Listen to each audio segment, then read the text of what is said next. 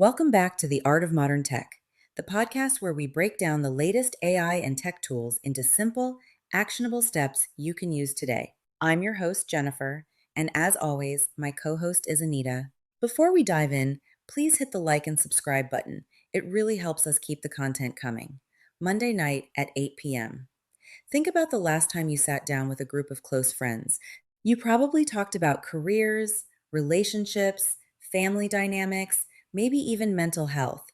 But did you talk about your investment portfolios? Did you discuss your retirement strategy or how you are actively building wealth? For most women, the answer is a resounding no. Society has conditioned us to believe that managing a household budget is our domain, but that long term wealth building, investing, and financial independence are somehow out of our depth. Today, we are diving into a topic that is nothing short of life changing: empowering women to start saving and investing for their futures. We are going to unpack the psychological barriers, the systemic hurdles, and the absolute necessity of taking the reins of your financial destiny. Because financial freedom isn't just about money, it's about having choices. If you've ever felt intimidated by the financial world, or if you've been putting off looking at your savings, this conversation is going to change how you see your future. Now, we are not financial investors or financial gurus, but Anita and I have done a lot of research on this subject and wanted to share what we have learned with our audience.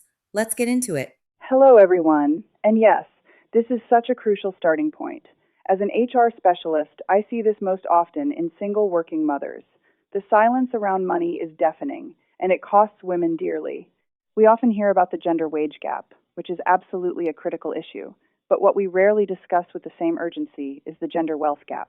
Earning less over a lifetime is one thing, but when you combine that with taking career breaks for caregiving, child rearing, and the fact that women statistically live longer than men, you have a perfect storm. We need our money to stretch further, yet we are investing less. It is a mathematical crisis wrapped up in a societal taboo. Exactly. And it's fascinating how that taboo operates. We are taught that talking about money is impolite or tacky, but who does that silence actually serve? It certainly doesn't serve us. I was watching a few video clips recently from financial educators, and a recurring theme was how women are heavily marketed to as consumers, but almost completely ignored as wealth builders. We are sold skincare routines to preserve our youth, but who is selling us the index funds to preserve our dignity in old age? That is a brilliant observation. The financial industry has historically been very male dominated, and the marketing reflects that. When financial products are marketed to men, the language is about conquest, winning, and building an empire. When it's directed at women, if it is at all, the language suddenly shifts to budgeting, clipping coupons, and saving pennies. It creates this subconscious narrative that men grow wealth while women merely manage scarcity. Managing scarcity. That hits hard. It perfectly describes that underlying anxiety so many women feel. There's actually a term for it, the bag lady syndrome. It's this irrational fear that despite being educated, successful, and hardworking, you are somehow one misstep away from ending up destitute on the street. Have you noticed how prevalent that is, even among highly accomplished women? Absolutely.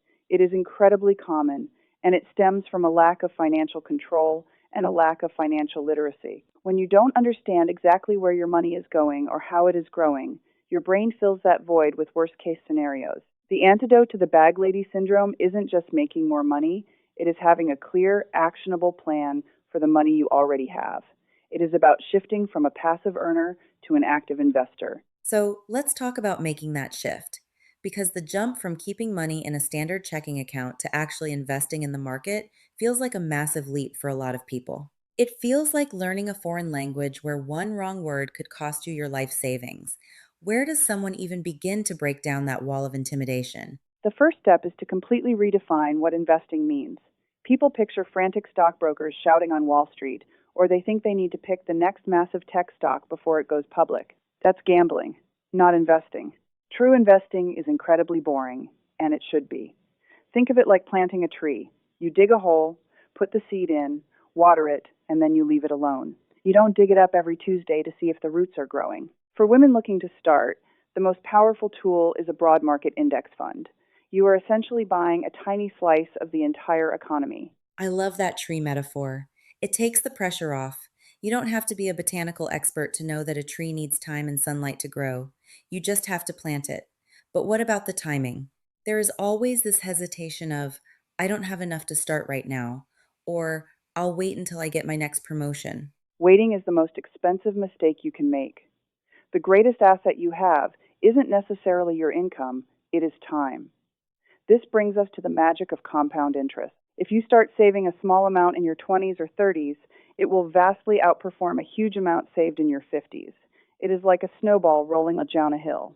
At first, it just gathers a few flakes, but as it rolls, it gains momentum and surface area, and eventually, it becomes an unstoppable force. But you have to push the snowball off the edge of the hill first.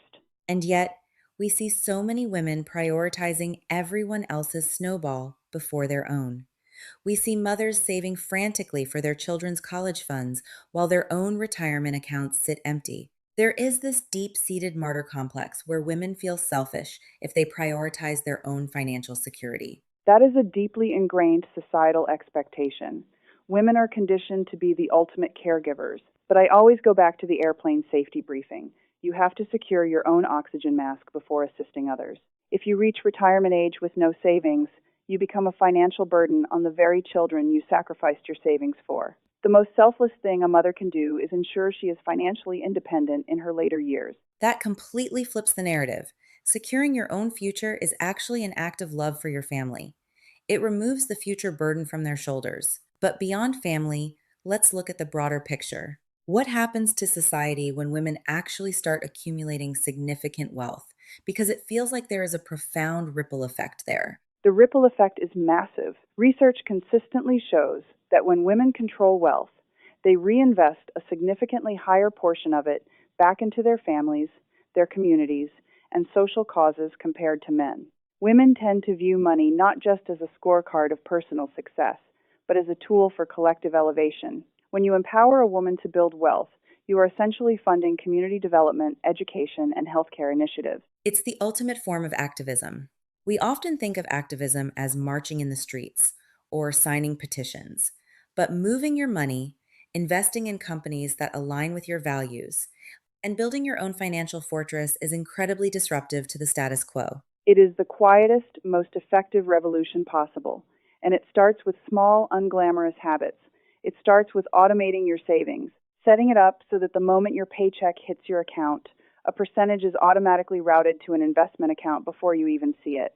You remove the emotional decision making from the process. You pay your future self first, and you live off what is left. That concept of paying yourself first is revolutionary because it forces you to treat your future as a non negotiable bill. We never skip paying the electric company, but we routinely skip paying our future selves. Exactly. And another crucial step is normalizing the conversation. We need to start talking about money with our friends. Instead of just discussing where to go for brunch, ask your friends if they've set up their retirement accounts. Ask them if they negotiated their last salary offer. Share your mistakes and your wins. We demystify the process by dragging it out into the light. I completely agree. The isolation is what keeps the fear alive. When you realize everyone else is also figuring it out as they go, the intimidation factor drops significantly. It's about building a community of financial transparency. If we can share the intimate details of our personal lives, we can certainly share our strategies for negotiating a raise. And perfectionism is the enemy here. Women often feel they need to read 10 books and take a master class before they invest a single dollar. Men, generally speaking, are more comfortable jumping in and learning through trial and error. We need to give ourselves permission to start small, make minor mistakes, and learn by doing. You don't need to be perfect. You just need to be present in the market. That is such a powerful takeaway. You don't need to be perfect. You just need to be present. The cost of doing nothing is always going to be higher than the cost of making a small mistake while learning.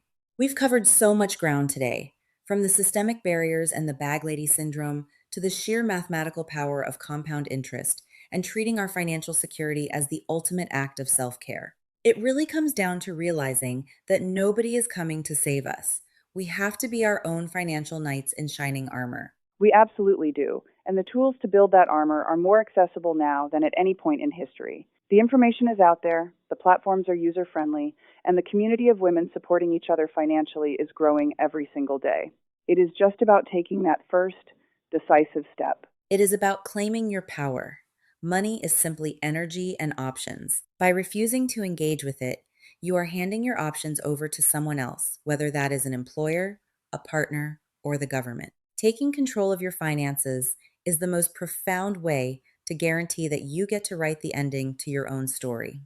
Thank you to everyone for tuning in and sharing this space with us today. It's time to start planting those trees and building those fortresses. Until next time, keep your standards high, your investments growing, and remember your financial future is entirely in your hands. Stay empowered. As always, tech today, trend tomorrow for a future we have yet to imagine.